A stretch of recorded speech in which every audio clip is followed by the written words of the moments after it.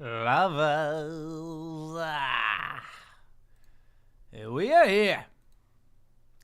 The dance of dances has begun. Do-si-do your partner. Bow once to the left, bow once to the right. All right. Congratulations. You've boot scooted. How we doing, guys? I'm doing great. Before you even ask, I'm doing excellent. I know a lot of you guys are like, hey, how are you, Carpe? Foos, get in here. Look at all these lurkers and workers. What's up, Sage?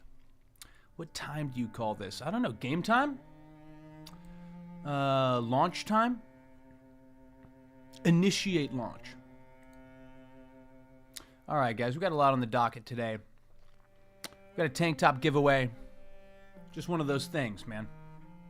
Just one of those things. A lot of people are like, hey, are you out of tank tops? No. I can't get rid of them. Can't get rid of the fucking tanks. So they're still here. It's a late honk. That will be happening when the timer goes off, although it was meant to say an hour 45 minutes. Apparently I'm going to have to kill 13 minutes. That's fine. The session that I run on Tuesdays has just been getting so hectic, but I sent out a Google survey, and I would desperately recommend this to any DMs or GMs, especially those that are like, where the fuck we at? Late honk. Where the fuck we at? If that's you, then go for it. You're in the right spot. I felt a little out of touch with my party, shall we say? That's not really accurate. I more just really wanted to like tuck in, clarify, get some opinions from my players, etc. So that's what I did. So I think we'll start actually by going through yield survey. I know I have the recap up there first. We'll recap it after. That's fine. 25% of players didn't respond. Fuck. Well, shit. Even whenever you followed up with them, they were like ghosting you. That's insane. You know, I think as DMs, like there's all this, like there's so many like bad DMs, I guess.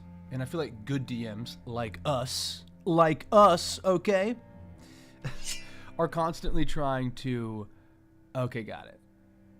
Yeah, exactly. There you go. That's exactly what it is, Sage. Like, but I think especially a DM like you, like puts in a ton of work, is really thoughtful and thorough with their shit. Like there is nothing wrong at all with reaching out directly to somebody and being like, hey man, like I've reached out twice about this survey. I'd really appreciate it as your DM that does a ton and asks for very little. Okay, thank you. Like, it's all good. Kids. So good. You called? And to be clear, like, every good DM is a bad DM at times. You know what I mean? And vice versa, I guess. Why the fuck not? The last session I ran on Tuesday, which was now 2 weeks ago, I then turned around and created this survey because I shit you not, like I got done with it and I was like, that's the worst session I've ever run in my life. Now, was it? I don't know. But it felt that way. It felt very disconnected. There was a couple moments where they asked really specific questions and I knew the answers, but kind of got caught between wanting to answer the questions, but not wanting to just give them too much information. And I think I was a little too cryptic. So, whatever. That shit happens. We move through it. It don't matter. All right? It don't matter. If you have any questions, reach out and ask your table. Yeah, that's your reach out cue. Not sure if that's an entendre, Sage. I'm not sure if that's an entendre. I hope it is. So the questions were pretty straightforward. Is Tuesday still the best day to play the cult classic known as Dungeons & Dragons? This is actually worth kind of tucking into because I was so self-conscious about like feeling like I was reaching out and being, I don't know, demanding or needy or I don't really know.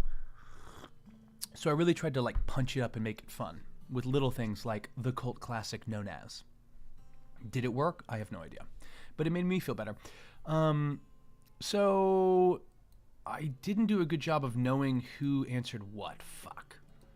So I'm not sure who it is tougher. Actually, that's probably Brian because he's working. Okay. Right, and this is Brandon because he's on the East Coast. Copy. Okay, cool. So basically everyone says Tuesdays are still good. Brian is going to be on set for a couple more weeks. That was understandable. If not Tuesdays, or a consistent time frame. Any weekday. Okay, fine. We do sometimes play on Thursdays. Cool. Okay, now this is where it got like a little self-conscious inducing, right? Self-consciousness inducing? Fuck it, we're going to roll with it. Yo, kids, get out of here. You rock. Let duty be answered, my prince. Love you, kids. Love hanging. Get out of here. Appreciate you copping through. But I basically was like, how are we feeling about the campaign? You know what I mean? How we doing? Where we at? And, you know, maybe you don't need to do this like 10 sessions in, but I did this around session, probably like session 70 or 80. We are now on session 148. Shout out. And I got some great responses. I got people's opinion on what had played and what had worked. I had people's opinion on like what they viewed the end of the campaign looking like. And I really like that because it gives me an angle on what players want, what they're into. But this is the real deal. And this is also why I like to sometimes ask individual party members to do the recap for me. Where I'll be like, you know what? Before we dive into the proper recap, who can like tell insert the blank player that wasn't here last session? Who can tell insert the blank player what happened last session?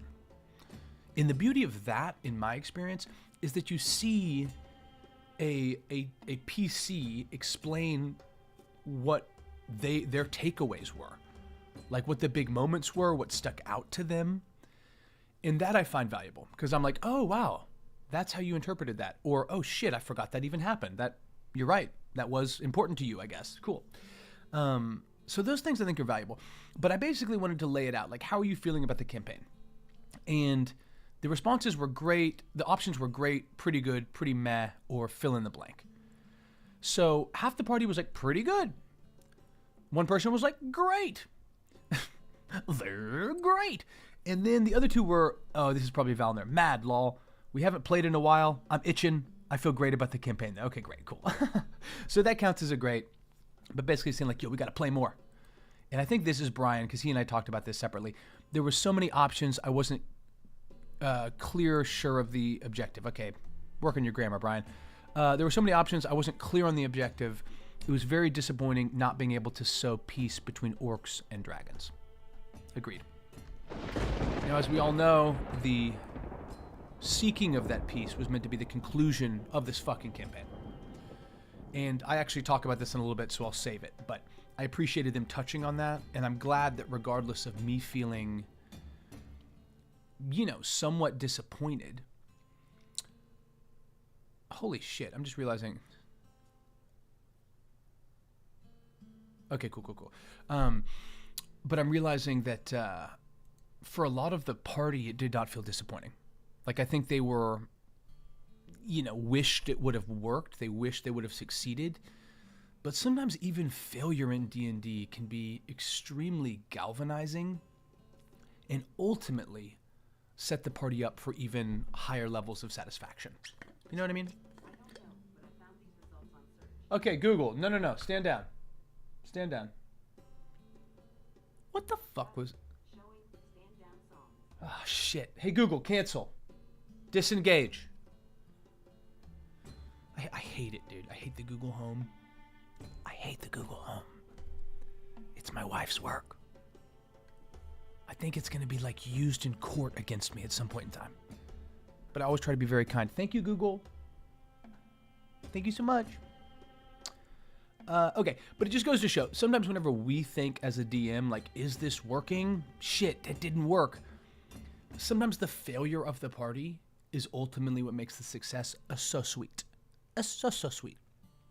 Kind of like whenever a girl summarily rejects you, and then, by some act of God, you go out on a date. Maybe even brush lips. Doesn't have to be a girl. You understand my point, all right?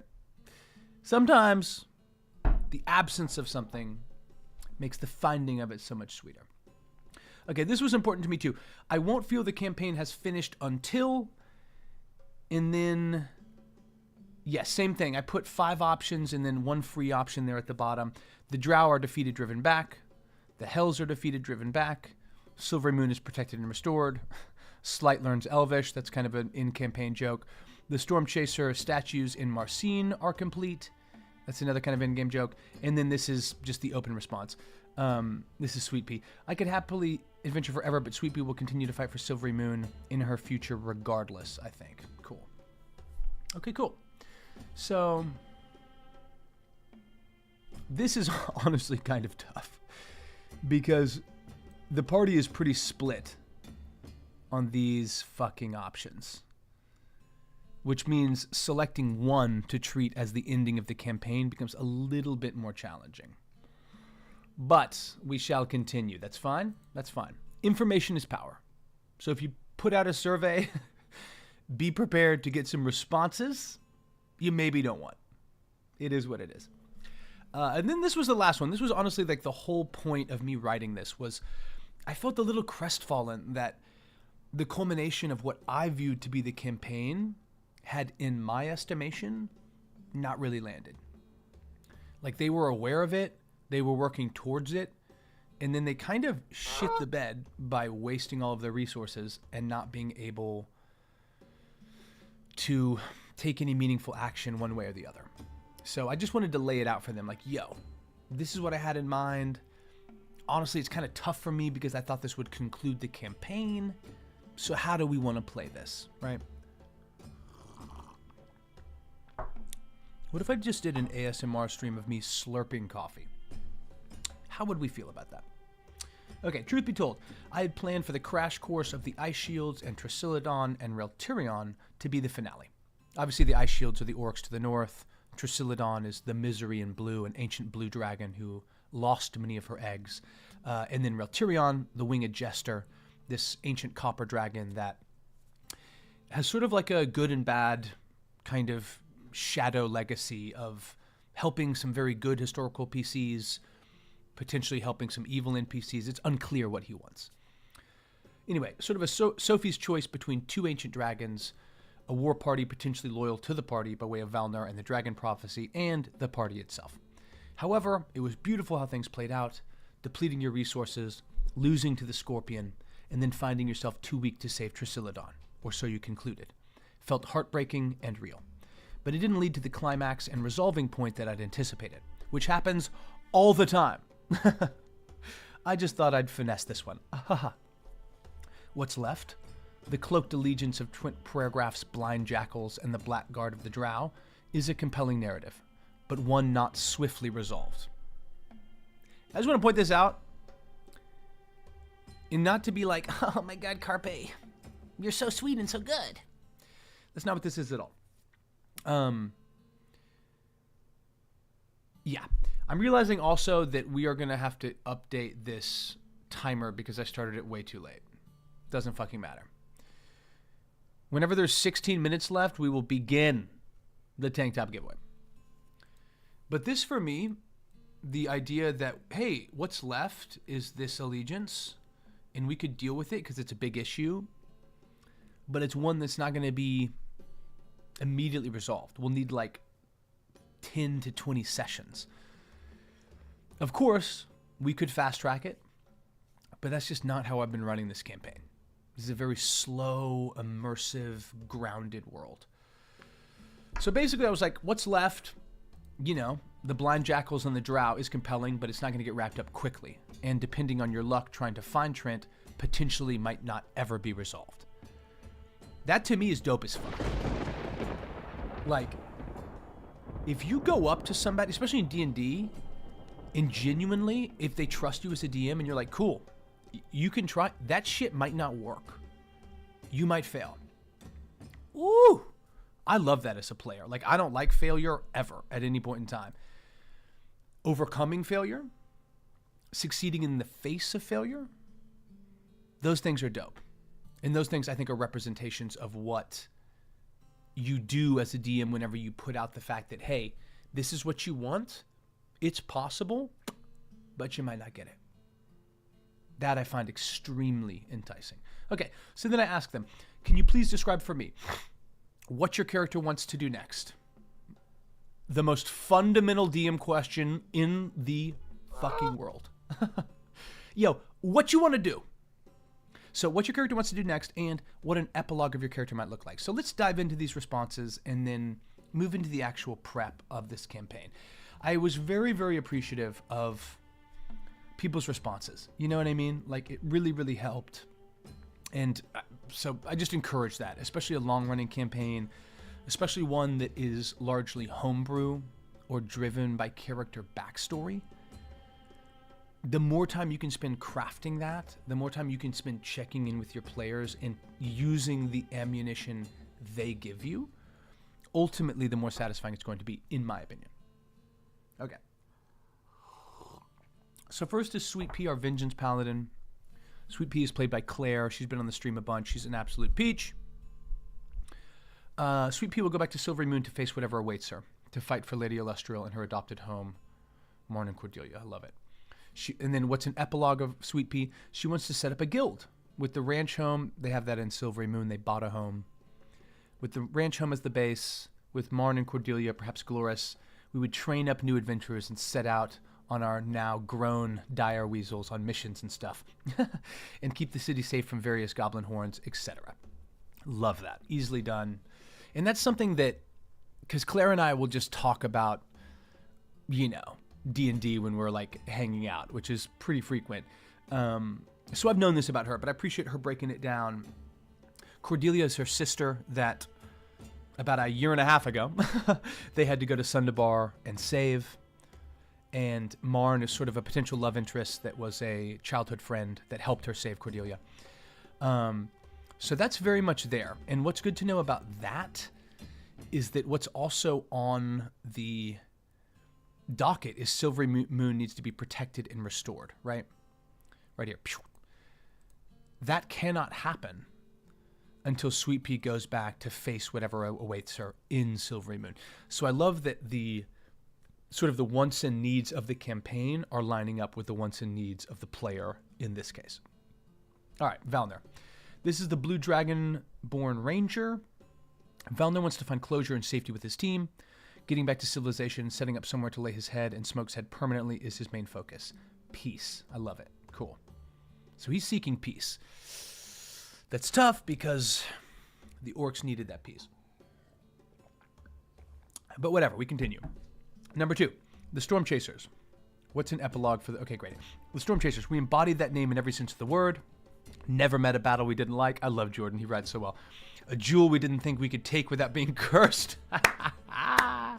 Or a demon-faced cave we didn't think we should enter. That is so fucking funny.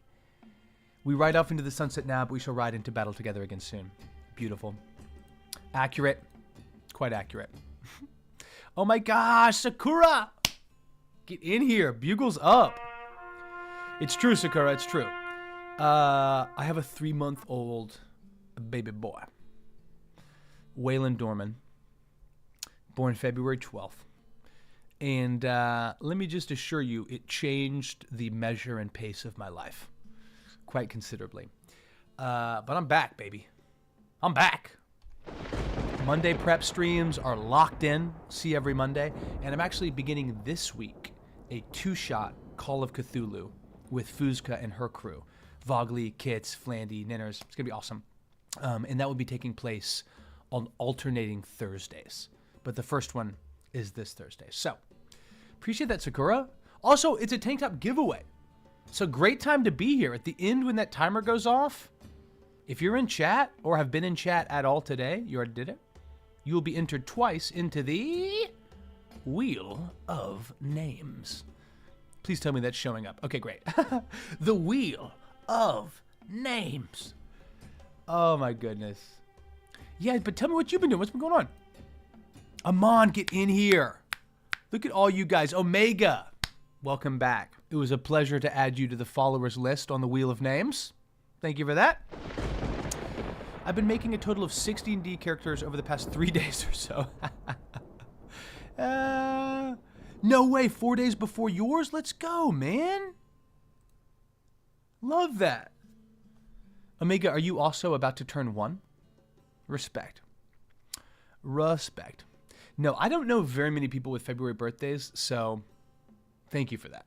Glad to know there's literally another person out there in the globe.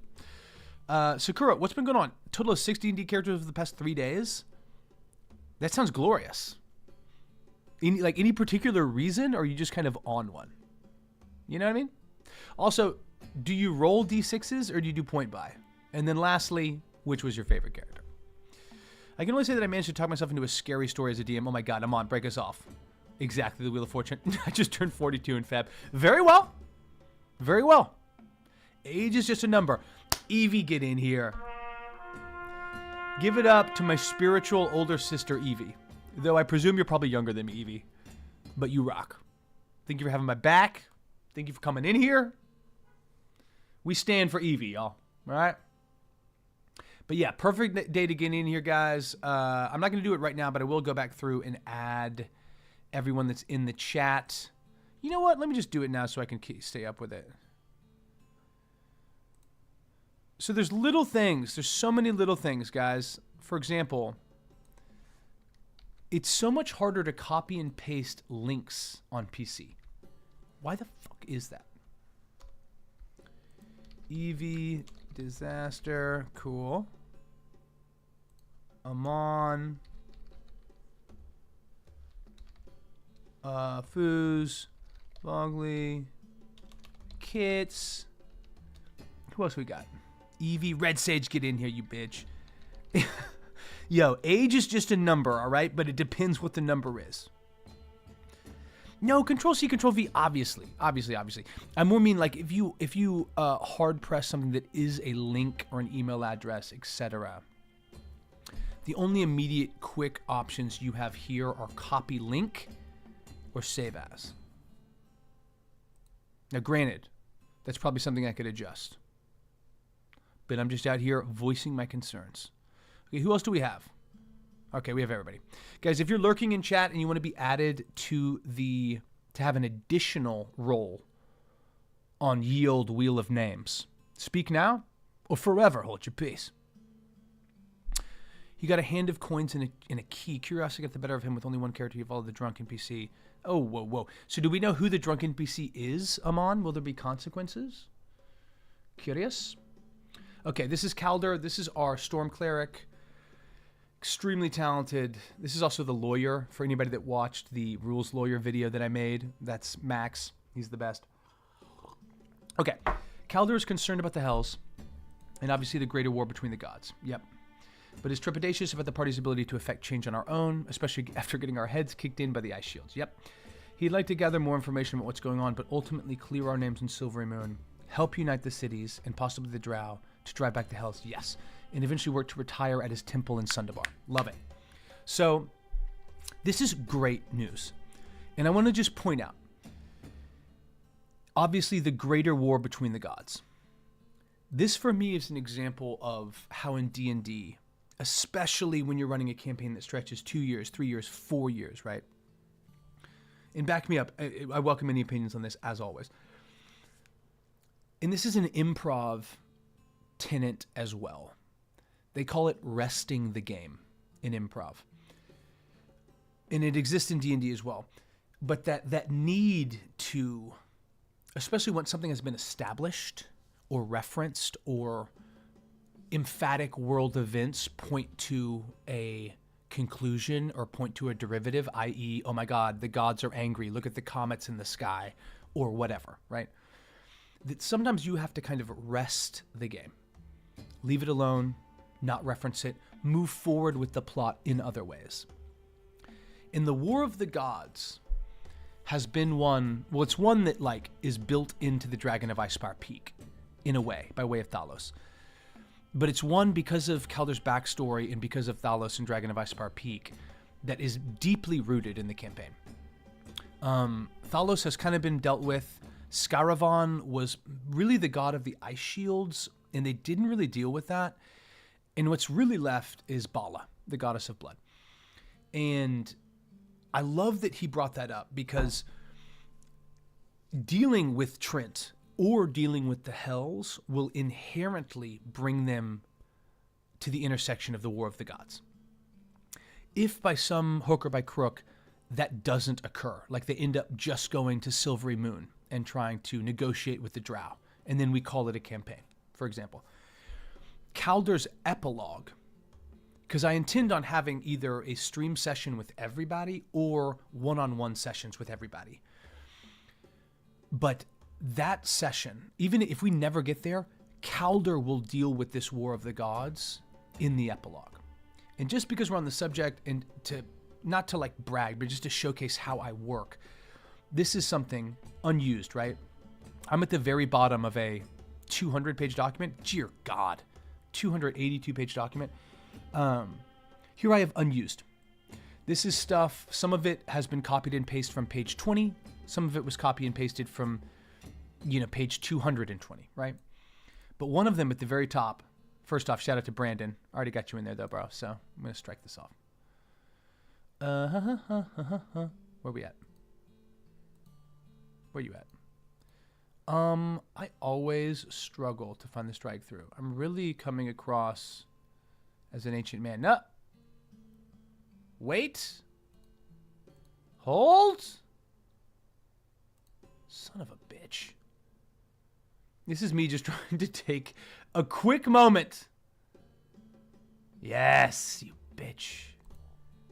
Yeah. 30 seconds later, it is done. But right here. Okay, next session. No, TBD, that's fine. Right here, unused. Astral plane shit with Calder.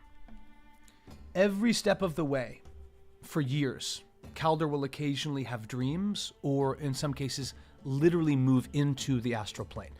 While there, he's seen all kinds of shit. He's been visited by his god, Manan and McClear. He's seen Shantea being absorbed by the blood goddess Bala. He's seen old gods that have been cast out and down, like Umberlee and Zeus, etc. And so I like, to me, this is a win for the yield survey, because I didn't even ask this question specifically. Like, this was not an option on I won't feel the campaign is finished. But by asking, hey, what does your character want? And what is your character's epilogue?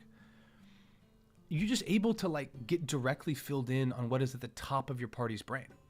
And I'm just so glad that we have that, because now I'm like, okay, we cannot end the campaign without bringing Calder back to the astral plane. Cool. Delicious. And guys, I'll get to that chat in 2 seconds. Let's get through the rest of this. Okay, what does your character want next? Vex learned what was important after the confusing mindfuck that was finding my mother and no longer wanting to kill her. Yeah, that was cool. Necessarily. I want to help Silvery Moon, along with the Storm Chasers, to atone for my part in the Drow obtaining the blueprints if possible, but really, I'm in it with my pals. Fuck yeah. Epilogue for Vex returns to his mother to rescue her from the situation. That is beautiful.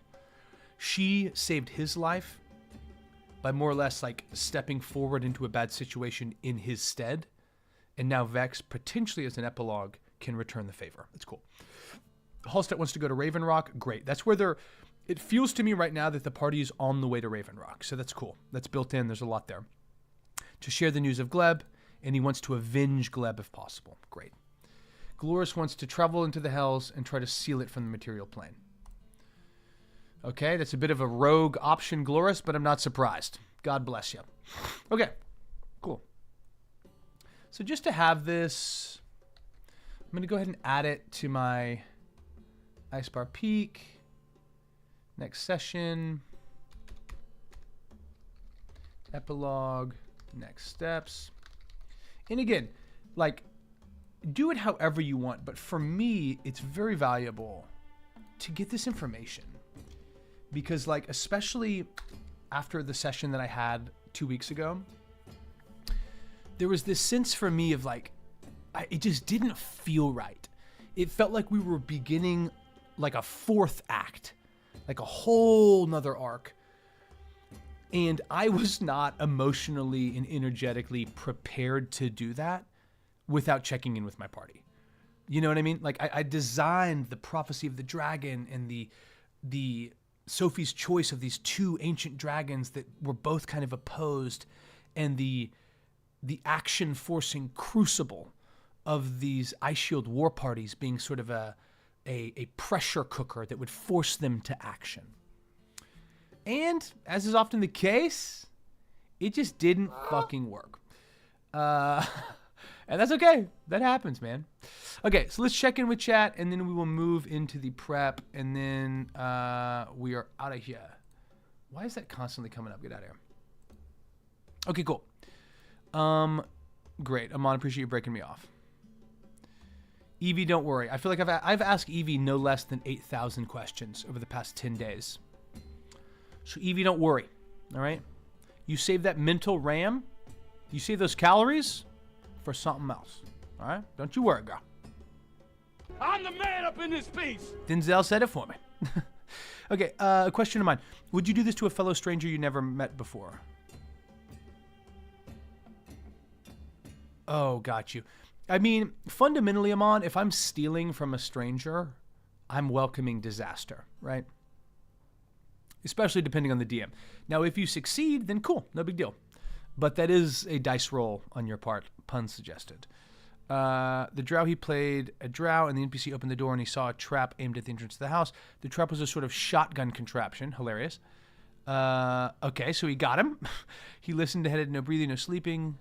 A cold bottle of wine with a slight ironic aftertaste. Huh.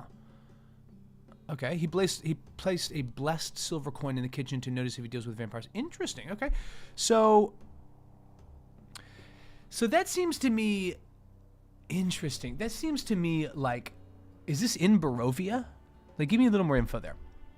I'm very confused at hearing my name because I was distracted by a work thing. Am I the disaster you're welcoming? No, I didn't see your comment before in response to my copy paste. You all good. Keep going. Red wine with a slight iron aftertaste. Interesting. So that sounds like maybe it was blood, huh? Red liquid with an iron aftertaste? You don't say. You don't say. Okay, so that is the yield survey. We've gotten the information we needed. Let's then go with a brief recap of the previous session. That was session 145. Now, I'm not really sure what every DM would say here. By and large, I feel like I have like role play heavy sessions, action heavy sessions, and combat heavy sessions, right?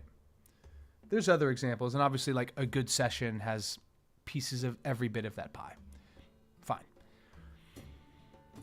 RP is so fun, and I feel like in general as a community, like we are moving, and actually Ascalia brought this up and really nailed it. I love how she put it. And she laid out that being a huge difference between going from 4E to 5E, which I'm sure she's absolutely correct on. I don't know much about 4E. But regardless, she was correct in saying that there's so much more RP in today's game. And it's badass. Like, I think that's what really ups immersion. I think that's what really makes combat meaningful. But every RP session is not created equal. And anyone that's seen even 30 minutes of my prep knows that I really do like to have some roleplay bullets in the chamber, so to speak. And with that in mind, I think I just want to mention that's what really bothered me about last session, was feeling like I was not coherently and efficiently able to, in character, explain some pretty pivotal plot points. Now, we're our own harshest critics, you know what I mean? So whenever I went back and listened to the playback, it was cool. It was fine. But we as DMs know that moment where we're like kind of reaching for it. And oftentimes I find it and I throw it down and it feels great. But sometimes I'm reaching and I'm not able to find it, but I grab something and throw it down. And sometimes it feels good. And sometimes it feels not so good. So let's do the recap.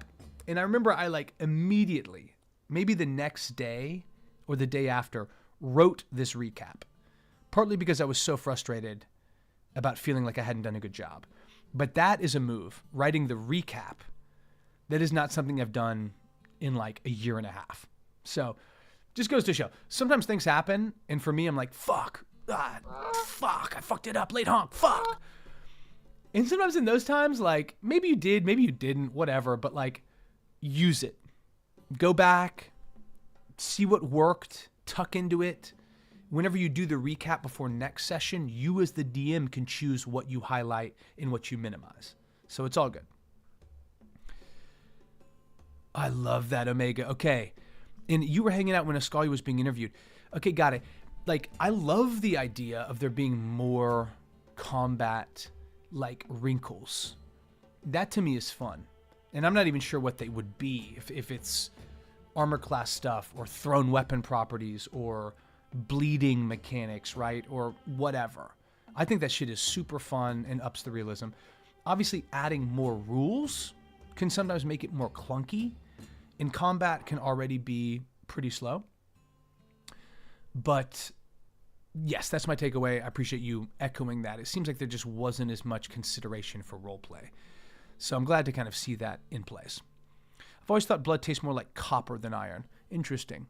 Yeah, I guess it really is. It kind of has that penny-esque kind of bitterness. I feel that. The character refused to step into the bedroom of the sleeping maid because she clearly is breathing, but he can't hear a thing. I love it. So, Amon, what does he think? Does he think she's like a vampire? Nerdy Sakura, I love that you asked me who is my favorite character, which is the D&D equivalent of which child is your favorite. Exactly. That's exactly correct. But none of your children are on the stream right now. So it's okay. Tell us who your favorite child is, love.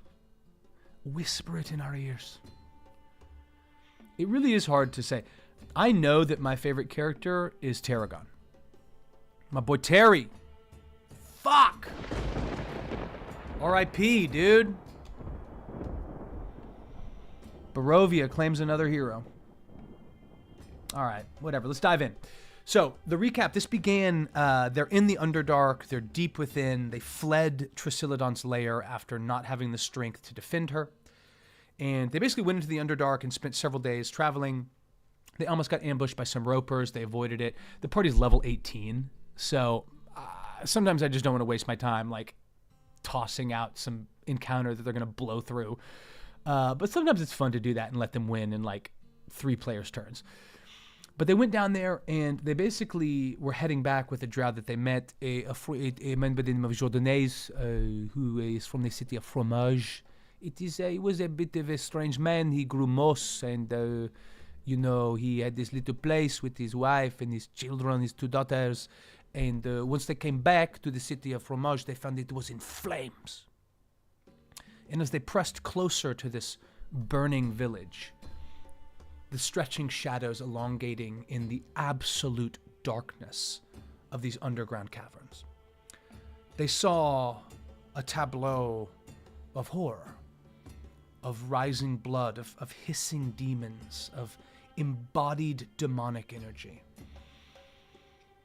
And in many ways, I mean, just chopping down citizens, in some cases binding them and throwing them still screaming into this burgeoning, sinking pool of blood. The party came in, they chopped it up, they won the battle. The bearded devils didn't roll above a 4. It was extremely frustrating, but that's how it goes. And basically in the aftermath, as they are catching their breath and they're untying what drow citizens they were able to save, and trying to console the family members of others whose family members they were unable to save, they saw rising out of the western side of this cavern. Now, let me just go ahead and bring up the owlbear here. We can chop about it. Ooh. Dude, your current Cypher baby Blake? Guys, if you don't know, I'm just going to give you a shout out because I also need to make sure this works, guys. Evie, tell us about Blake. What's going on? Oh shit, I need to do it at Alter Echoes. I almost forgot. I need to do Altered Echo Archives. I remembered. I remembered. All right, let's see what. She broke a bottle of alcohol up there. And don't be surprised if her side looks... Well, damn it. That was way too short of a clip. I don't know Simmer, but her voice was magical. Okay, well, I'll tell you what. If you want to check out the rest of it, go over to Altered Echo. I need to lengthen those clips. That was way too brief. Yeah, everyone drop your favorite character. I'm absolutely loving this. Either pretending to be asleep or something undead. Okay. Interesting. Yeah, maybe. Interesting. Player heated the burning flesh, running out of the building. Oh, so it was a vampire. Yeah, get the fuck out of there. I'm on. Get the fuck out. Unless you want to play a vampire character, which you might, I would leave, and swiftly. My favorite character was from an old Shadowrun campaign. Wow. Holy shit. An elven shaman who was escaping the Yakuza? That is badass. I love styling sorcerers and casters as shaman. And I guess you could do it with a cleric too. Now, is Shadowrun a D&D setting, Omega, or is that its own system? I'm pretty sure it's a setting. I clearly don't know it super well. Blake is a fast explorer who shreds the walls of the world. Simmer was a great character in the Fog campaign. I love that player and character and miss them much. Ugh. It's a D6 system. Okay, copy that. Thank you. Okay, let's get on some fucking jams. Let's get on some jams and let's start getting after it.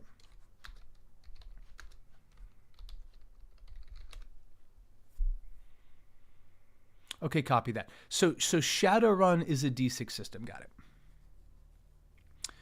I have the rulebook for Cypher and have familiarized myself with it and feel pretty clear on it. Like, I think I could run a game or hop into a game, no problem. Call of Cthulhu, I've run 4 or 5 games, and I'm about to run a 2-shot with Fuzka and their crew. Let's fucking go! Oh, whoops. Sorry. Anyway, but I love Call of Cthulhu. I'm very into it. And I bring all of this up because, like, I never appreciated, whenever I began playing D&D, how much I could be furthered as a DM and GM by playing other systems. Point in case. Cthulhu has... Oh, what the fuck are you doing? Hell no. Okay, sorry. Cthulhu has a... This is what I was trying to do. Great. Cthulhu has a luck system, which is built into the player creation. And typically it's going to be between like 25 and 55. But luck is sometimes used to just truly randomly determine an outcome. The example given in the Keeper's book is you run outside and you're chasing a cultist and they hop in a cab and you're trying to hail a cab to immediately take off after them. You can definitely hail a cab. It's New York or wherever the fuck. But you make a luck roll to determine if a cab just happens to be getting there quick enough to continue chasing the cultist. That to me is rad. Like, I think many DMs that I've interviewed, I certainly do this, will sometimes just roll a d20 to determine something random or to just scare the shit out of your players. Whatever. And that's a good move. But the luck system is cool because it really mechanizes it for the player. And it also mechanizes it in a way that they are able to understand the statistics behind it. You know what I mean? And that is some of the most fun for me as a player, is being like, what's the AC? 25? Holy shit. So I have to roll an 18, 19, or 20. I have a 15% chance to hit this. Fuck it, I'm going to try. I rolled a 4. Great, fuck my life. And so that kind of empowerment of having an understanding of the randomness like luck is to me a cool aspect of Cthulhu that can be absorbed into D&D. So all that to say, thank you for dropping that Shadowrun reference. I need to be getting into more. Yo, foos! What's up? What's up, Legos? Okay. Thank goodness. So how should we do it, guys? Mirage is awesome. Mirage is awesome. Oh my gosh, Shadowrun on Fridays? Oh!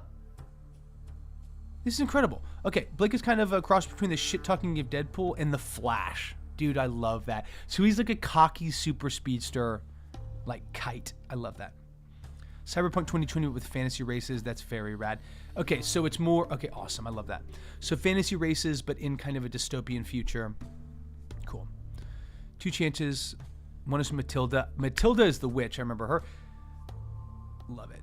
Foos, get out of here, all right? Clarify and leave. Yeah, Mirage sounds rad. I feel like you've had to fight some good fights to protect the autonomy of Mirage, and that to me shows a player that loves their character. Oh my gosh, Evie, come on. Come on. I want you to know that, like, I'd be down. I could also get 2 or 3 other actors in LA, and we would be there like that. So you let me know. Really, like, the month of May is hectic. I'm doing Cthulhu, and then I'm traveling some, so I'm not doing too much. But June and July, I'm continuing my paternity leave, and your boy is chilling. So maybe June and July we make it pop. Foos and Evie, y'all are so ridiculous. It's just Fooska's face. Ah, so good. Okay, Sunday is a rescheduled D&D session for Mirage. They will. No, you're right where you need to be with that player. That's great. Okay, guys, so let's pop in, shall we? Shadowrun has a dragons running corporations. Oh my gosh, a dragon was actually elected president of the U.S. and Canada. Make America draconic again. For the love of God. I love that. All right, let's tuck into this, guys, because I really do need to do quite a bit. Brandon hasn't been here in a second, but everyone fucking vouch that I have dropped him in. I played Brandon like a very sort of posh kind of, drinking sherry and like smoking pipes and such. He was a drow that was raised at the surface. He was raised in Everland. And as such, he's familiar with some of the customs of the surface dwellers. But he's loyal to the drow. He seeks peace between the two. And once this sort of tension between the drow and those upon the surface became clear to him, he left and headed into the darkness for Minzo Baronza. Once there, he found that the Black Guard and the Forge Keepers, Umbridge being one of them, that they had no interest in protecting their own people from the threat of the Hells. They seemed to have no interest in genuinely seeking peace on the surface.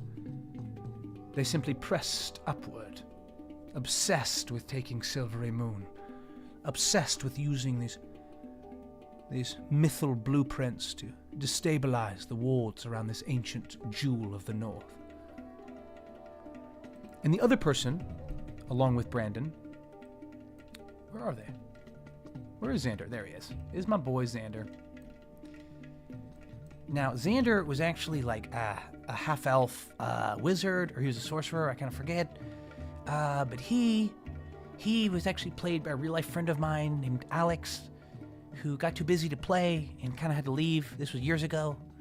But it's cool to me because Xander, IRL, used to play... Where is this guy's bitch ass?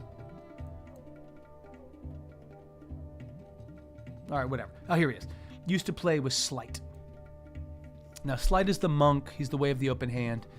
And the party itself, as referenced by the survey, has fallen woefully afoul of the city of Silvery Moon.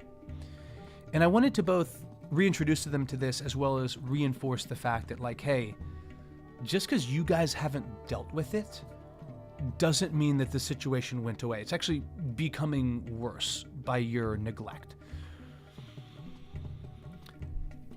And these two people are connected to some of the spell guard of Silvery Moon.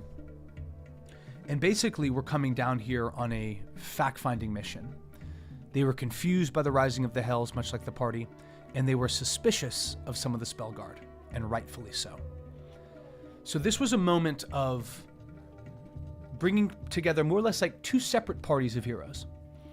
But Brandon in particular, but to some degree Xander, had reason to want to apprehend or detain the Storm Chasers because of what they've done to the city of Silvery Moon. However, 6v2, they knew they weren't going to be able to do anything. So they have instead left with the party, almost like I can't think of a good literary example, but it happens all the time, where like the bounty hunter shows up, can't like overpower their quarry, either because of the individual's strength or because of the, the backing of individuals around them. And therefore the bounty hunter, the sheriff, whomever, has to lay in wait, has to simply be kind of an addendum to the party and either hope that they can convince this individual to return on their own, or wait for a moment to apprehend them and overpower them on their own. So we'll dive into that in a sec. Oh my gosh, I love this. Should free Mirage a bit from her bad habit of intense method acting. Bless you, Amon. Amon's just like weeping at the table. Yeah, Shadowrun has a dragon running corporation. So Dragon was actually president and was actually a great president for a short time. What went wrong, Omega? Like, was it just like classic corruption? You know what I mean? Pork barreling? Were they secretly a fascist? What's going on?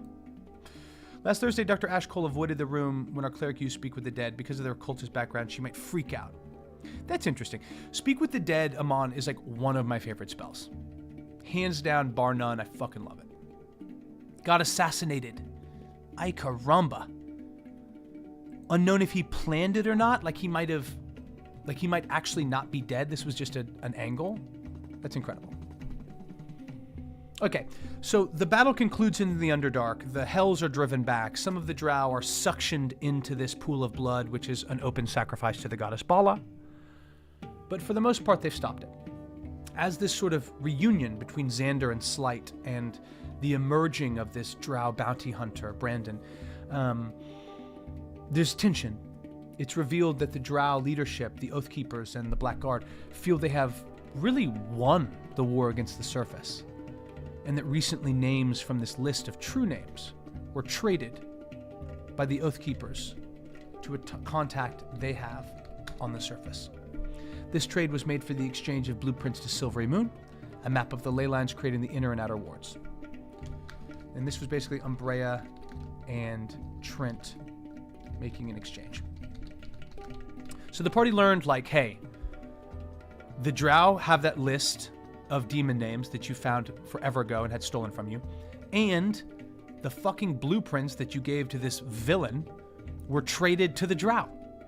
So now basically, like, the two main threats have traded extremely high leverage items and will now begin to use them against the party and against Silvery Moon. They discovered that Xander, Yukon's brother, was working with Yukon to uncover deception within the Spellguard. Seemed stunned but not surprised to hear what the party had to say about Varen. Varen is a kind of DM PC that ultimately betrayed the fuck out of them late honk, and it was so satisfying. Said Yukon has been hassling Xander, his brother, about information regarding your party, Slide in particular. Then Brandon, a Drow born on the surface, returned home, hoping to plead for peace. He found Drow leadership more or less indifferent, focused wholly on breaking the forces of the surface. Now, this is something, and this is actually something I kind of want to really tuck into. This is what I mean whenever I was reaching and didn't have concise answers. Sometimes whenever I'm trying to be a little bit foreshadowing and mysterious, I can just be fucking confusing, right? Like, that is a delicate balance to find, a delicate balance to strike between these intentions. And whenever they basically were being like, wait, what's going on? Is Brandon here to arrest us? What's going on? Like, why is he talking about going to Minzo Baranzan? I just wanted to show, like, much like you, surface dwellers, have come down into the Underdark, hopefully seeking peace. You saw a Drow, more or less raised on the surface, but see this conflict and seek to resolve it. And that to me is beautiful and very fun.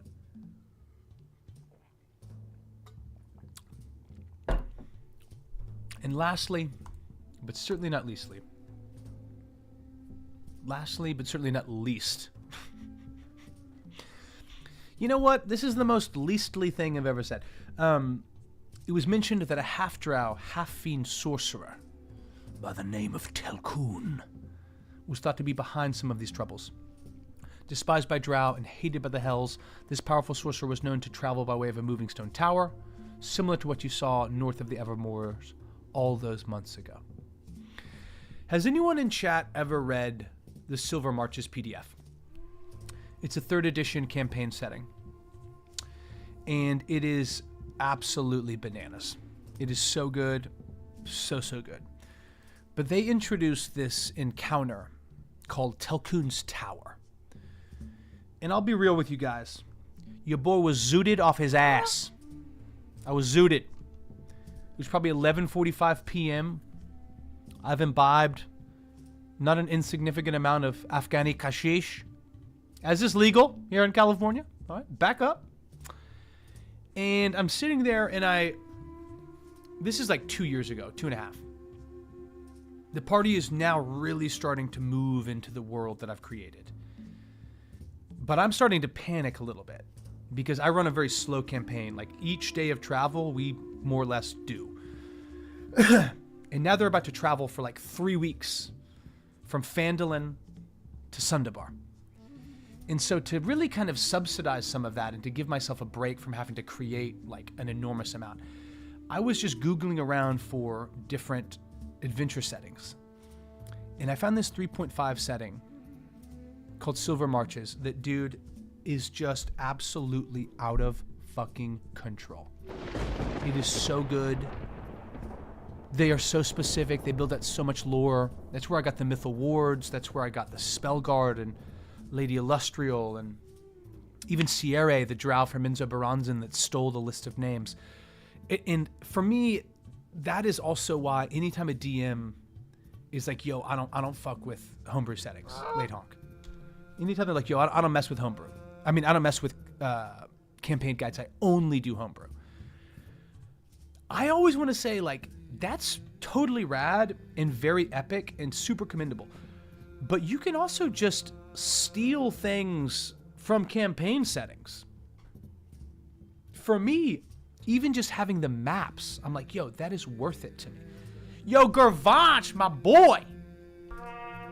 Double bugle for my boy.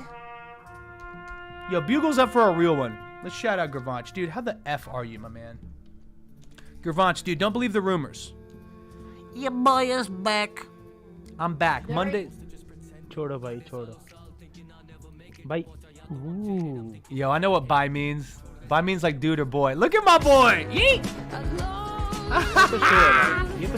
Gervanch, you're such a G, man. Gervanch is a great streamer, content creator, producer. Drop him a line. He's a real one. Gosh, that's sunny. Okay, Omega, I appreciate that. Got assassinated. You know, what system isn't kind of clunky, though? Sounds like there's some good stuff in there. Oh my gosh, a medical monk? Yeah, any doctor that's not opening their eyes, I'm concerned about. I know. And Evie, that's a good... Do you? Let's go, Evie. Let's go. It could be both. It absolutely could be both. But see, yes, travel can drag. Combat can drag. Like many things, like it is really on us, the DM, to find a way to either really make it meaningful, give it a reason for slowing down, or find a way to streamline it. Because unless we're running like a super gritty, slow campaign, you might not be getting as much as you would from just being intentional and moving in a slightly faster clip. That's something that has really become apparent to me over this more homebrew-esque campaign. Just my 2 cents. So glad to hear that, man. I play a medical monk in one of Robbie's games, Way of Mercy. Incredible. By the way, Robbie is awesome. Really, really rad dude. Really talented DM. Like, him and Ascalia back-to-back were twin flames. I feel like that's always associated like they're lovers. I don't mean it like that. I mean, maybe they, I don't fucking know. But I more mean they were both like blistering. They were awesome. I really enjoyed that. Gervanch, drop that fucking single, man. Let's go. June and July, I'm considering myself back in the mix. June and July, your boy is back. So that might be a potential time for a collab. Okay. So let's talk big picture about what's going to happen. I did jump and treat about 10 days of travel as kind of happening in 5 minutes. They are a party of 6 level 18 adventurers. They have a level 13 blood hunter and a level 13 wizard with them. They have about 35 drow commoners. I had them roll a d20, and on my head, on a 1 or a 2, I was going to have some sort of attack. Excuse me. They rolled a 9. And much to Evie's point, like, especially 2 weeks ago, whenever I hadn't sent out the survey and I was kind of tripping a little bit in my own head, I just wanted to move. I'm like, okay, fine. We're not going to Minzo Baranzan to do it that way. We're going back to the surface.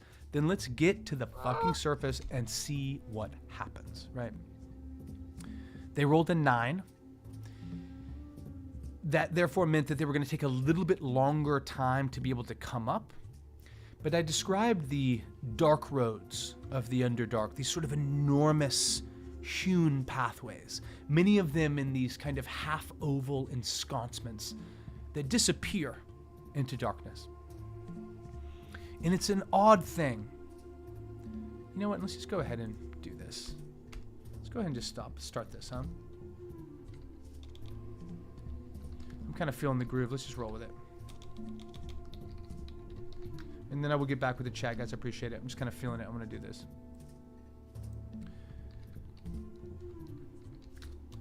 Shit. Okay, great. It's an odd thing. Traveling in the dark. The strain it puts on the eyes. The tricks it plays on the mind. The smell. Stale. And never changing. Is no longer present. So adjusted to the depths you have become.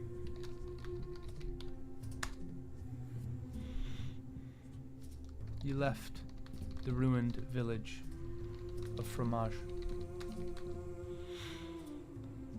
The yawning pools of blood, hungry to consume, pulling down offerings into the lake of fire, into the mouth of the goddess Bala. I just love this shit so much, dude. I also, here's the other thing, and this is like a very Carpe move, so like take it or fucking leave it. As an actor, as a person, as a performer, as a driven individual, oftentimes poorly, but sometimes very well. Yo, Insomnia, dude. Hang on, I'm going to get to the chat in a second. Hold up. I love you guys. Miss you, Insomnia. Appreciate you. But sometimes many times I get frustrated. And I'm just like, fuck. Damn it. Whatever. And you can let anger consume you, as I often do. Or you can almost like harness it. You can almost like make it actionable. And if I'm being real, and I talked about this last stream, and like you guys really helped. Evie, you were massive in tossing out some suggestions a week and a half ago.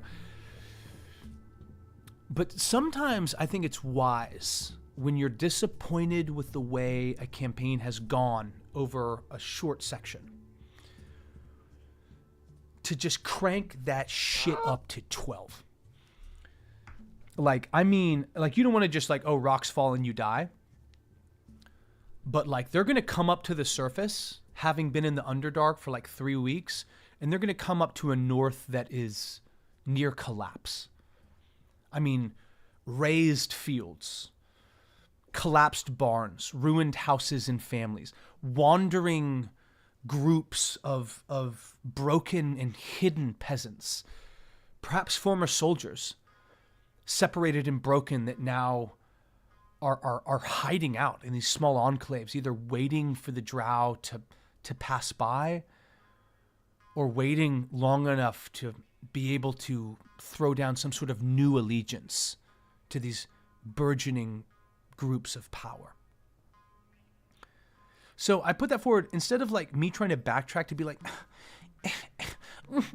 how can I make it right? No, fuck that. We're going to jam on the gas. The party made their choice. They didn't save the dragon. Cool. There will be repercussions.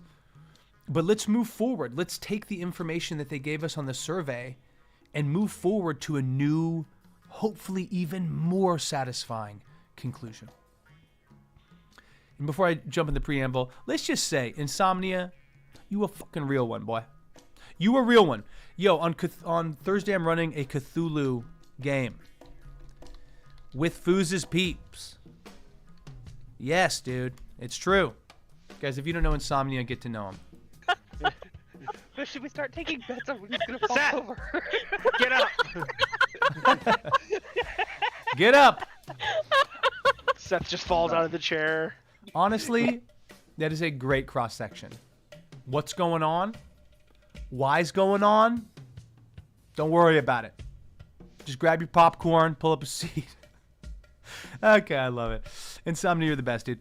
I used Dungeon Alchemist to map out the vampire house. Interesting. Dungeon Alchemist is a great tool. Appreciate you loving on the fam, dude. The fam is doing very well. So it's an odd thing. Into the mouth of the goddess Bala. You met. Your party was met by another group of heroes. Local drow who had rallied behind of one of their own. The drow blood hunter by the name of Brandon with a Y. Brandon was not that removed from the party in terms of degree of separation, having partnered with a wizard named Xander to explore solutions in seeking a peace with the drow and answers in understanding how and why the hells were arising with such fury. Xander reared, tutored at the Mage Academy. We'll say where, Mage Academy of Silvery Moon. Seemed to be looking for you, or rather, communicate that Yukon, your old friend, and recently anointed ranking member of the Silvery Moon Spell Guard,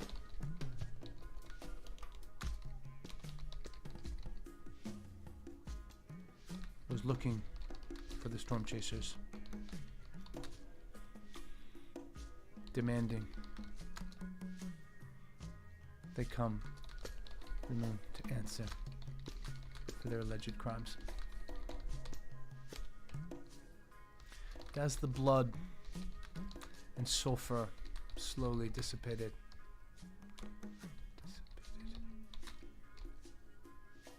the Storm Chasers found themselves at a familiar crossroads.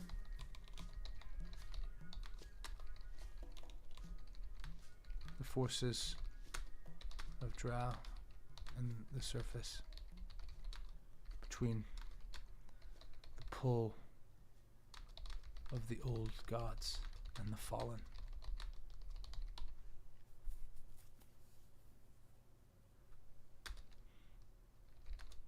You pressed upwards towards Raven Rock. And again, this is kind of what I mean about how you can use the recap to really specifically, I don't even know how to put it, to like really specifically almost like rewrite the previous session in the same way that like history is written by the victors, you know what I mean? Like history is written by the fucking DM. You know what I mean? So my point is like, if you didn't like the way something happened, I mean, obviously if like the party killed some guy and you're like, oh shit, no, he's alive.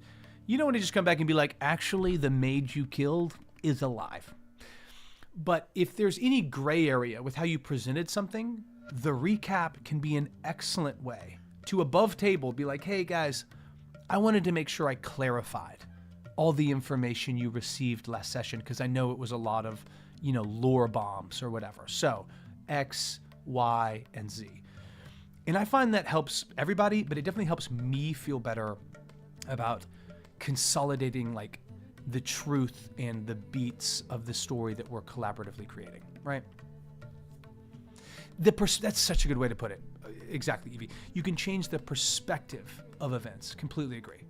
And that's really what it is. Like you're not rewriting. I mean, obviously you could retcon. That's up to you.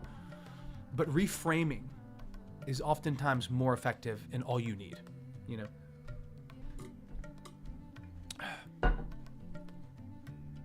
Hang on one second, guys. All right, great. Get this out of here. Boop, boop. Site in particular. Cool.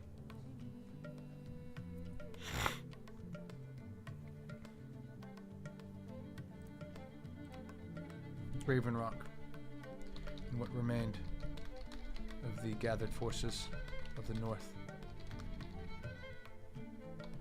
Upwards through the old dark roads of the first drow, and closer to the ruined and abandoned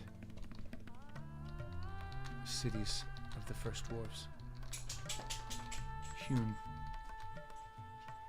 expertly into the rock itself. Hey, big boy. Hey, sweet boy. Oh, I've got a real sleepy pull. Into the rock below. And while Xander... Here we go. Now we're getting there. And while Xander bids you return to Silvery Moon and get Yukon out of his head, literally, Brandon revealed that they had seen chaos in the Nine Hells.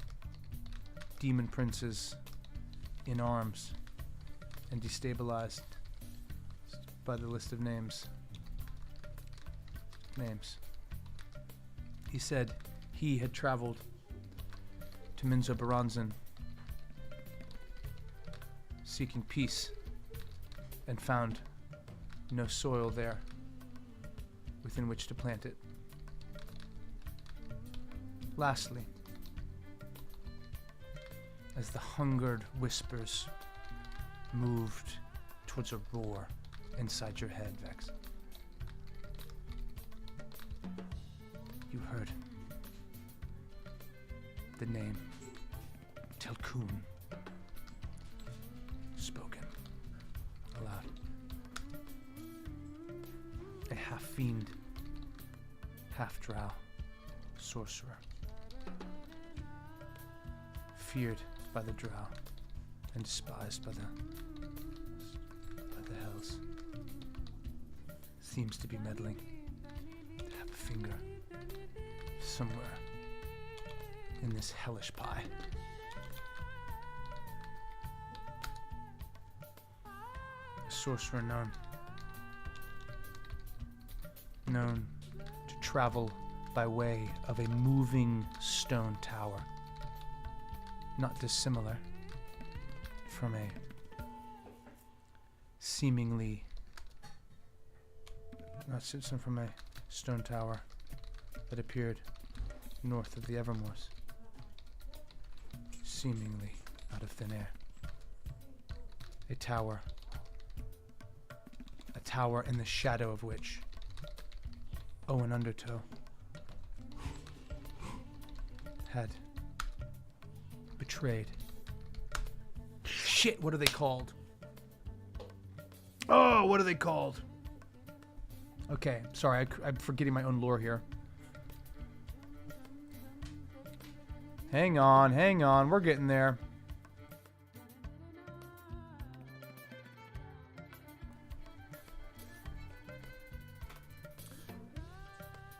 Yeah, I think they are blueberries. Guys, let me bring you into my world real quick. Sweetheart, you want to come over here and just say hi real quick?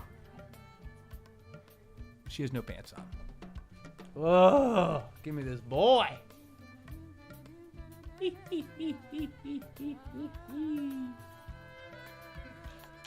are so stinking cute. Hey, Mr. Squid. You cute as can be. Who's that? Oh, are you the future? Are you a little barred robe? You are so precious. All right, too much screen time.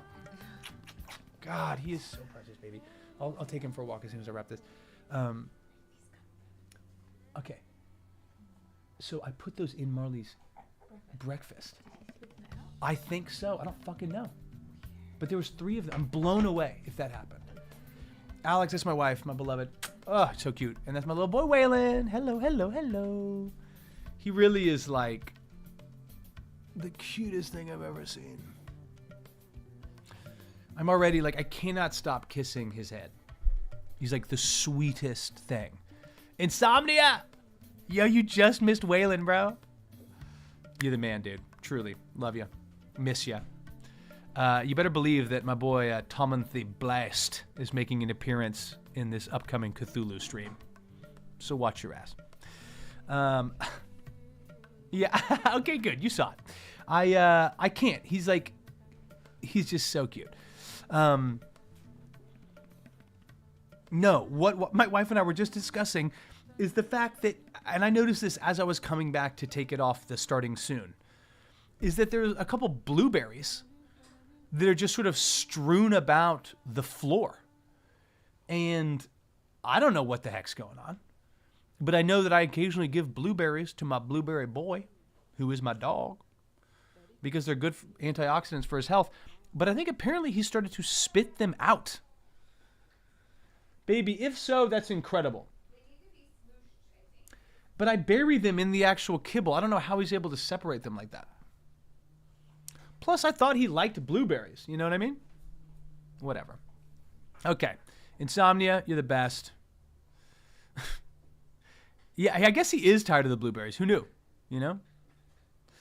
A new frame can also sometimes improve a painting. I love that. Oh my gosh. I'm going to screenshot that. You know what? We should. We do need to give Marley a treat award. You're right. You're right. We need that. Okay, good stuff, guys. Let me just change the jams real quick. You guys are so cute.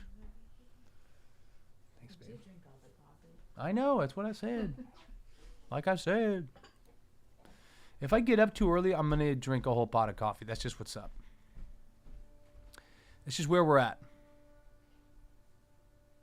For PB, make sure there's no xanthan gum. Got it. Got it. Interesting. Yeah, so we get pretty good organic blueberries. He wants that peanut butter. God bless. You know what he gets the most of is cottage cheese. And he loves it. No xanthan gum. Okay, great. You know, it's funny because Marley just has not been cuter, but he is getting so particular in his old age, or his mid-age. He's not even 4. God, I love him. Okay. Okay, stone tower that appeared in the same thing out of thin air. Oh yeah, a tower in the shadow of which Owen had betrayed. Okay, yes. Okay, so is this not the guy's name? Shit. What is this guy's name?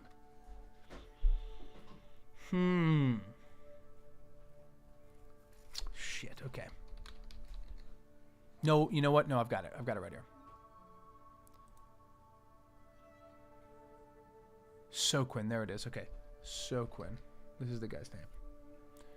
Sorry, I'm just trying to remember the lore of the relationship between these. In my version of Faerun, Longsaddle contains a small wizard academy called the Mages of the White Shadow. And the Mages of the White Shadow take what's called a shadow. That's like their protege, but I forget what the protege is called, the masters that they serve beneath.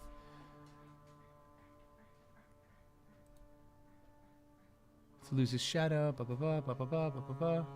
Is that it? Okay.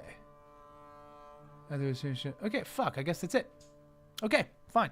I don't establish what the reverse shadow. What would that be? The flame. Okay, got it. Called the flame. Cool. I hope literally any of that made sense. I know I was just rambling. Light bearer. Fuck, that's good. Yeah, I like that. That's way better, actually. All right, let's just put that in the second act. Because, cool. Here we go. And this is my, like, random second, third act, right? Big stuff. Bixie Creek. Trent Puergraph, right? Has 2 Dreadlords.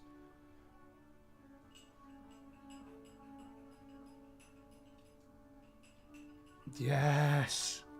Oh, it's going to be so good. These are all just bits where I'm like, when it comes up, I'll just dump them in. God, I fucking love it. Okay, War of the Ancients. Yes, yes, yes. Silvery Moon. Yes, yes, yes. Everland. Where is Longsaddle? Hold up. Trellian, great. Great. And a light bearer. I love it. Cool. Thank you, Evie. I think that's Evie's 100th great suggestion. Congratulations. There is no shadow without light. You're fucking right. You're absolutely right. But this is a great opportunity to like bring back in just why this is important, and I just completely forgotten about it. Great. I betrayed the light bearer. His flame. His master. Trellian. And left Trellian to die in the poisonous waste of the Evermoors. Okay, fuck yeah. What a recap. That brings a lot of stuff home. So we'll talk about the surface here in a second. Boo, not nearly so many. Hey, you're crushing it. And I need that help. I appreciate it. And that's a great example. Like, you know, a shadow and a flame, that works. And I like taking flame because it's the Mages of the White Shadow. But Lightbearer is cool because it really communicates like a positive connotation, right? Like, this isn't just your wizardly tutor. This is your mentor. This is someone hopefully showing you, yes, like how to craft spells, like how to increase arcane understanding, but much like a Jedi or a knight, like the when and the why of how a wizard uses their magic being just as important as the magic itself. And, man, I could go on about Trellian for so long. I thought he'd be such a bigger character, but he ended up having some very important moments. It was all good. But the idea of a human wizard that had a dwarven apprentice, and now watching that wizard grow in power and scope as the end of your mortal life approaches as a human, I thought was very compelling. Trellian, they actually ended up going and approaching before they went to attack Undertow, the BBEG. And subsequently, Trellian went to Silvery Moon and is now kind of like staying at the ranch house that the party owns. So he is very much in the mix and will eventually be kind of re-brought back into the fold. Dang it. Guys, give me 2 seconds. I'll be back in 2 minutes. 1 sec. Oh, well, we'll just put on the start.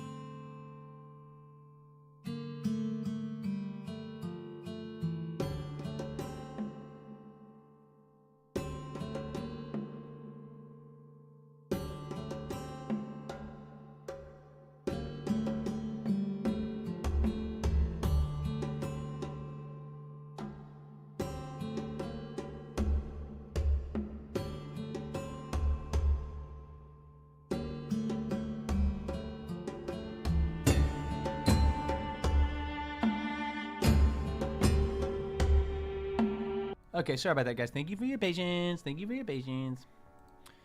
Okay, we back. Are you fucking kidding me?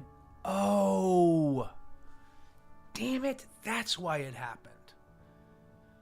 Because I selected refresh whenever I moved back to the scene. I was wondering why that was going down. Damn it. Damn. That's whack as fuck. Okay, well, I guess we'll have to wait another 2 hours for the tank top giveaway. I joke. We'll do it in a second here. Okay.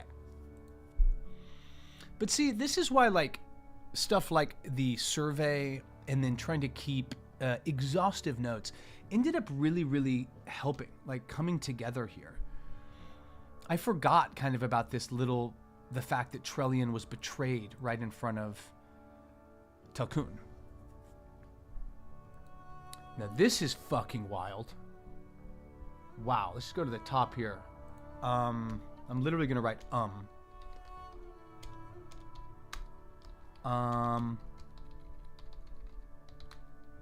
is Telkun Undertow?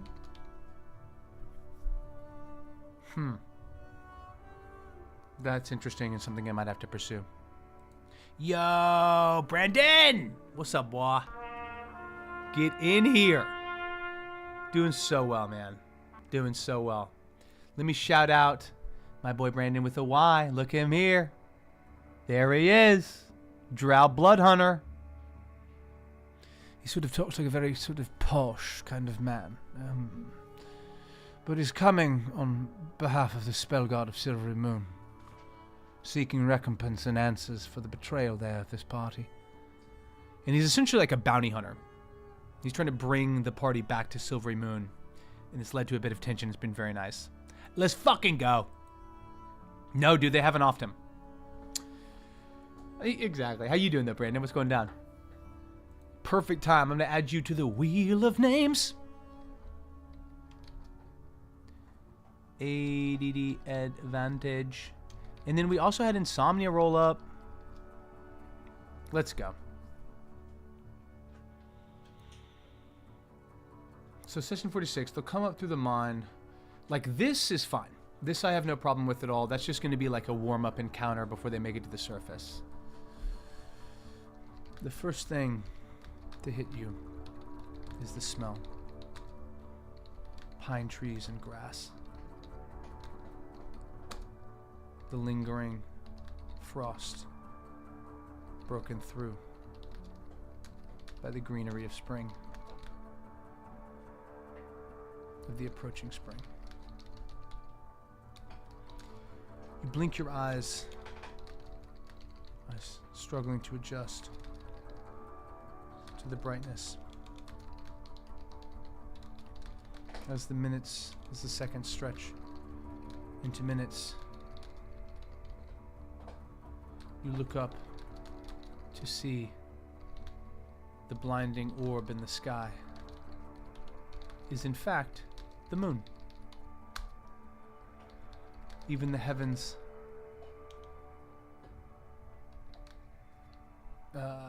skylights comparatively blinding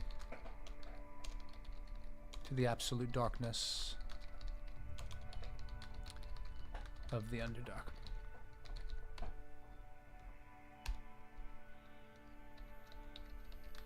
Across the landscape are fires. Some small, some stretching, like the burning tails of foxes.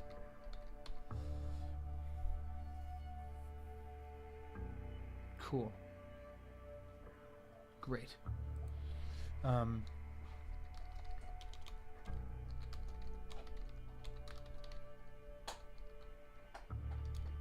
Recently betrayed by the blind jackals. Militia is scattered and broken across the north. Many people hiding out, expecting Raven Rock to fall soon. in the north to be swallowed from below. Cool. I love that shit. Your Wednesday stream, let's go.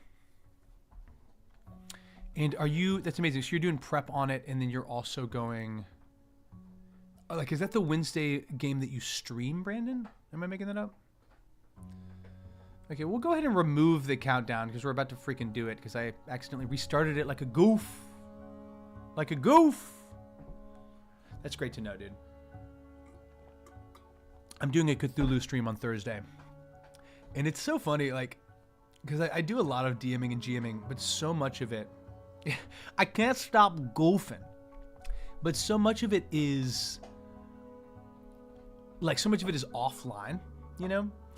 And so it's just like a whole nother level of prep. Like, I really respect all you guys, Foos, Insomnia, Brandon, Evie. Like, it is not, it's just a lot harder to capture and stream a game.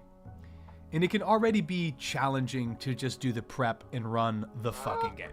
You know what I mean? So, the tip of the cap. By the way, I'm wearing a big cowboy hat. That's why I have to. You guys see how big that hat is? Right there. Just so you guys know.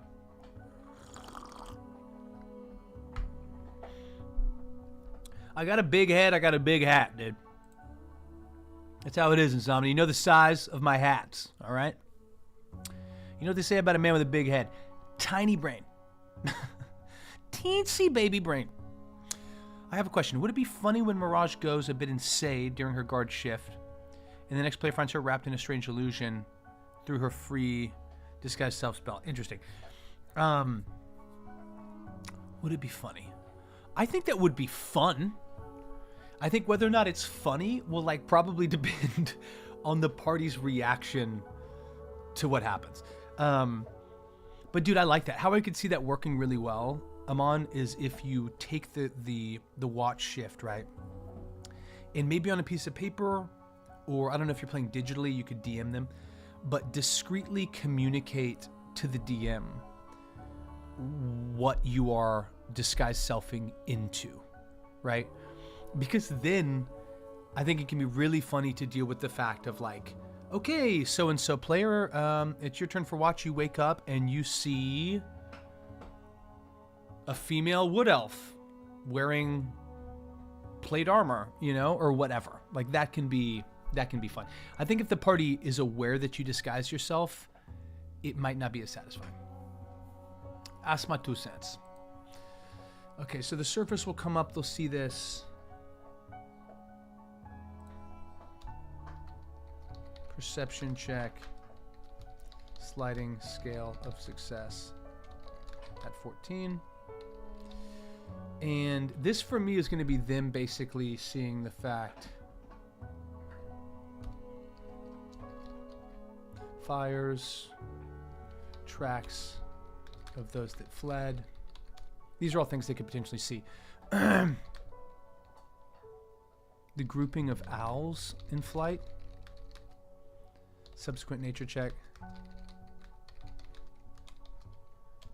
to recognize this as odd. These are, in fact, the Starcatch Druids. And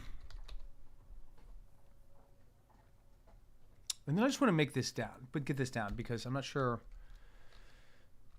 At some point, oh shit.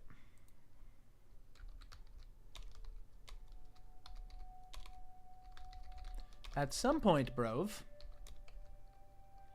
Trillion will message Sweet Pea, Lady Knight. I have been wont to trouble you with these goings on in Silverymoon. But Mon has been arrested, held for questioning.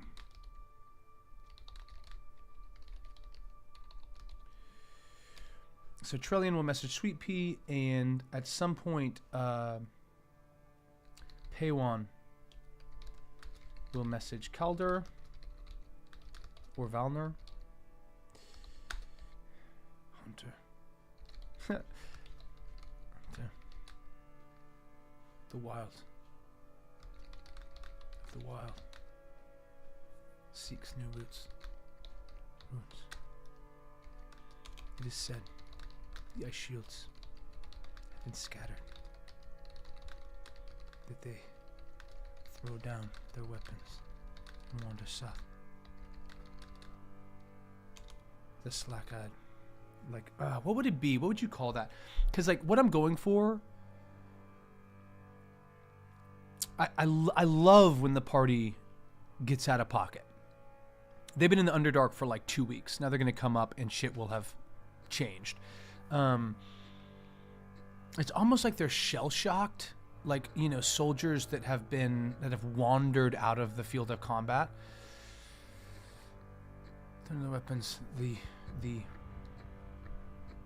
sense of loss and dread apparent in their glassy eyes. Some have been skewered without putting up a fight. Some come running towards the spear seeking death. Damn, that is cold. I love that. It's a great way to show that a warlike people have been broken. They're like, no, kill me without a fight. That would scare the fuck out of me if I saw an orc do that. Okay, great. Splendid. Splendid. Wait, do I already have that? Let me see here real quick. So, right. Great, I love this. Thank you, thank you. Oh my gosh, this boy is so cute.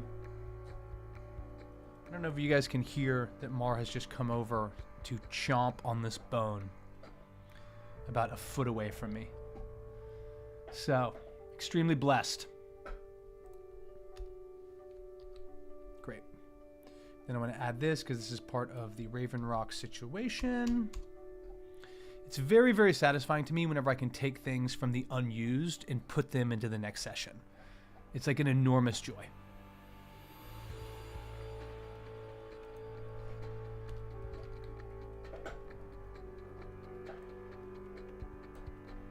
Cool. Great, great, great. Okay, let me think of one more as well. Where does this go? Oh, right, this is what Trellian will say. Cool. And then I also want to see this. Hang on. Sorry, I'm like kind of tunneled in on this, but I'm close to something I really like. What was it? Was it the... Oh, yes. So at some point, also,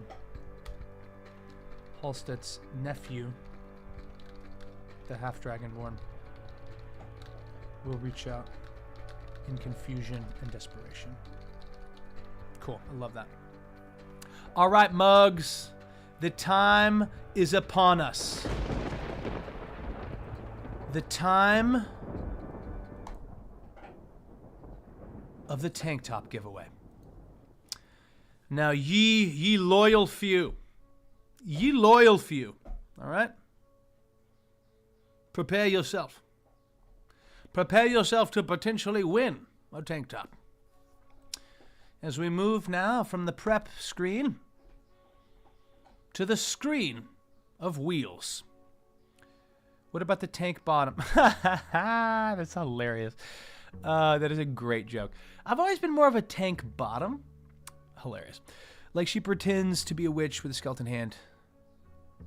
Interesting. Okay, Amon, that's amazing. What if you used your disguised self to just appear to be a fucking skeleton? Like, I feel like that is very hectic and might be what you're going for. Okay. When next shift, they see a knight statue standing at the bonfire, always moving when they aren't looking. That's hysterical, Amon. You are like such a chaos creator, and I love it. All doggos really are best doggos. You know what I mean? Yeah, agreed, Brandon. Silvery Moon, I mean, I rave about Silver Marches all the time, but that to me is what took that campaign module to another level. Like the detail they put into the lore and the background of the cities, of the leaders, of the people groups is just so comprehensive. It's incredible. Okay, guys. Speak now or forever hold your peace. Is there anybody that I have not added additionally to the chat from today? Let's see here. We have Brandon with a Y, Nerdy Sakura, Evie Disaster, Insomnia, ADD Advantage. Oh, no, okay, sorry. That was ADD Advantage, my bad. Red Sage, Kits, Vogley, Amon, Foos, Omega. Oh my gosh, I forgot you. I'm so sorry. Okay, so everyone, you guys are all already following me, so you're good. But if you're in the chat today, you get entered a second time. That is a lot of names, guys. 'Tis true. 'Tis true. Whoo! God, I love this part so much. I gotta be honest, guys. Like, I fucking love how much you guys support me and uplift me, man. And is it win a tank? Tank tops? Is this it? Please be right. Come on. Damn it. So if you want to see the best thing I've ever made, just head over to coffeecops.org. Is it buy a tank? Okay, buy a tank. Fuck. So these are normally $30 tank tops, guys. $30 tanks. Come on. I'm just giving them away. Because I love you. Because one hand slaps the other. Is that how the saying goes? I'm not sure. The point is, I made these tank tops. They were hand-dyed. I was actually on a small amount of mushrooms whenever I was coloring them. This was quite the experience. And frankly, none of them sold. I sold like 5 of them. And some of them were fucking sick, man. Like, they were so cool. So, all that to say that these tank tops have always been very special to me and have not always felt like I found the exact purpose for them until the follower giveaways. And it was at that point I realized, hey, if I didn't sell them, what a gift. Because now I can give them away. I know. I should make like a baseball tee. Maybe tie-dye it, maybe not. But maybe it's just Carpe the Daddy. Or Carpe the Daddy, right? Who knows? Okay, add me about 5 more times. I love it. Hey, I can't, dude. I can't. I mean, I could, but I won't. But I gotta think you might win, dude. All right, Insomnia, we'll see what you get here. Let's see what we can get here, guys. Are you ready? Are you prepared for the wheel of tank tops? We need some more amped music. Is this gonna be there? Hell yeah. Wait, what? Hell yeah. So if you guys don't already know, this is my original smash hit Caribbean single, Coconut Trees. How many monkeys in the coconut tree?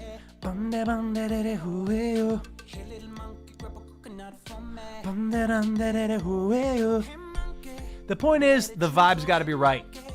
Let's get the vibe right. Let's get the vibe right.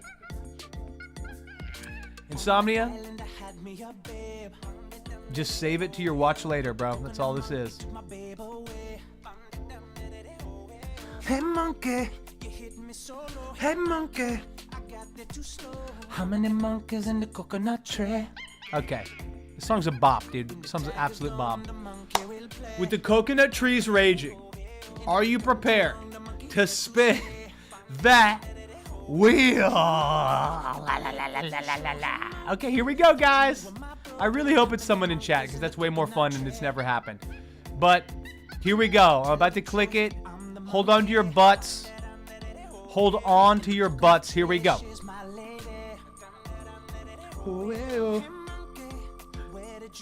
Hey, monkey. Oh! Oh my gosh, Fusca almost won. Did you guys see that? Oh my god, dude. It was almost Fusca and it was almost Onslaught, but then it was our boy Dark Magic TV. Okay. Dark Magic, you fucking did it, kid. Wow. I really thought that was going to be Foos. That was so close, dude. Oh, shit. No. All right, we're out of here. We already got the roll. Oh, Foos, you were right there, man. Fuck. And then it was almost Onslaught, too. Okay, let's go. Let's see if we can find out who Dark Magic is here. Was it Dark Magic? What was it? Dark Magic Lord? Dark Magic King? I want the appropriate title here. Dark Magic TV. Cool. Not so much a title as a way of life. Okay, Dark Magic TV. Here we go. What? Wait a minute. Oh. Am I spelling this wrong? So, fuck. I'm not finding a Dark Magic.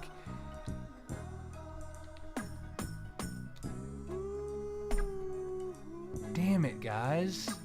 Also, this is not my music. It's cool, but it's not mine, so we're not gonna play it. Dang, guys. This is one of my favorite songs in the world.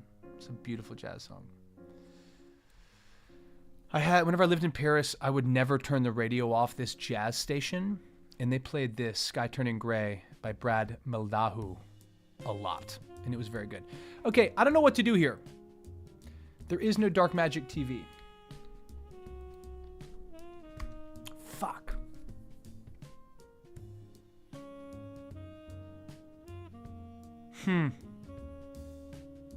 Well, I don't know what to do, chat. Does that count? I think I re-roll. Yeah, it could be that. But I'm not seeing a Dark Magic TV. Let me just go to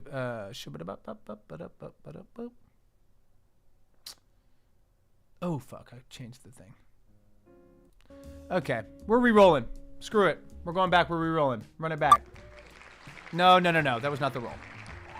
LeBlancan, if you're here, I'm sorry, that was not the roll. We're gonna roll again. And I will do a deeper dive to see what's up with Dark Magic, but it feels like he has changed his handle, or she has. Doesn't matter. Roll it again, Johnny. Roll it again. As the jazz music plays, Yoshi? Puffermint? Fuck yeah. Puffermint TNG. Everybody's favorite Puffermint. Okay, please God be there.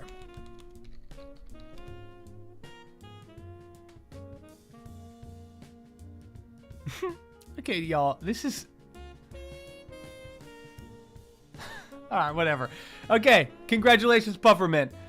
We'll get to the bottom of that. I need to find a way to, like, bot-proof... I don't know. Do we know Puffermint? The point is we will find them.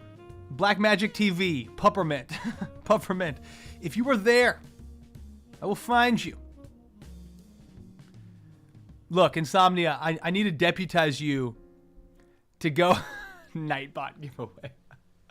Look, the point is we've all been burned. All right. I love you guys. This has been real. It pulls people from chat. Interesting. I agree. You know, I mean, what are we going to do? Okay, here's what we're going to do. Here's what we're going to do. We're going to take some time off stream to meditate upon this subject, to investigate the legitimacy of Dark Magic TV, the existence of Puffermint TNG. Like, what the fuck does TNG stand for? I don't know. Thursday's not good? Probably not that. Guys, I love y'all. Mondays are a thing. Join us this Thursday as the cast of Fuzka and ya boy jump into the world of Call of Cthulhu. It's going to be hectic. It will be scary, hopefully. There will definitely be some blood. And I hope to see you all there. But as always, I appreciate you truly from the bottom of my heart. Especially your patience as I have struggled to get a stream schedule back up and at them. I am back. I need you. I appreciate it. Oh, wow. They changed the raid button here on the old Twitch desktop, huh? Interesting.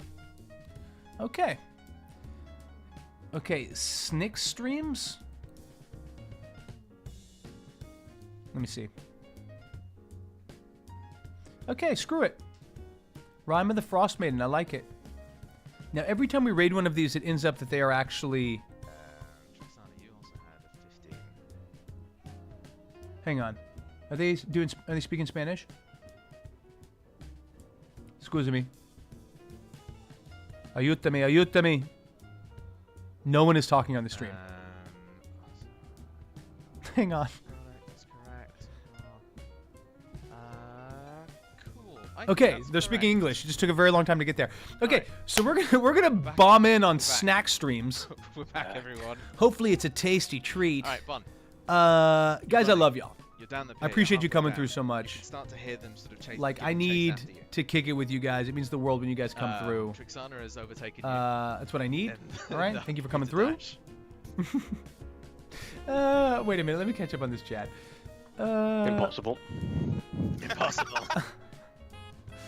At least today's not good. I love that. Okay, great. Yeah, send me the Nightbot stream. Appreciate that. Okay, I appreciate someone else having their brain broken by this. All right, we're about to raid these guys. Snack streams, it's going down. Hopefully they're chill. I have no idea. We're about to find out. But guys, if you can, give them some love. We know how much it means whenever, like, raiders hang out for a little bit. As always, take care of each other. Take care of yourselves. I will see you on Thursday. Oh, did I already raid? I don't fucking know.